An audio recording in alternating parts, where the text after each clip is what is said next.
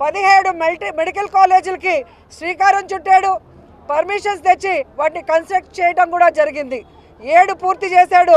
మిగతా 10 పూర్తి చేయాల్సిన బాధ్యత కూటమి ప్రభుత్వం మీద ఉంటే ఈరోజు నాకు 40 ఏళ్ల సర్వీస్ ఉంది, నేను ఢిల్లీలో చక్రం తిప్పి హైదరాబాద్ కట్టానని చెప్పుకునే వ్యక్తి కనీసం 10 మెడికల్ కాలేజీలు కట్టలేకపోతున్నాడంటే ఎంత సిగ్గుచేటో ఒకసారి మీ అందరూ కూడా ఆలోచించాలి.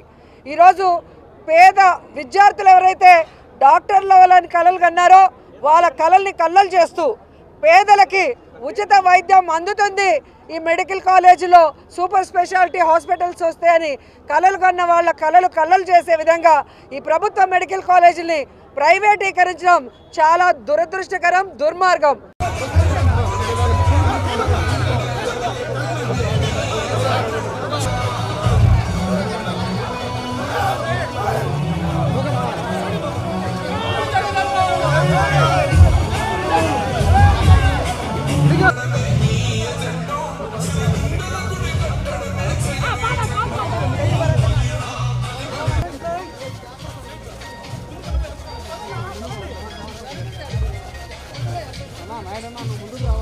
మొత్తం అంచుకుంటారు.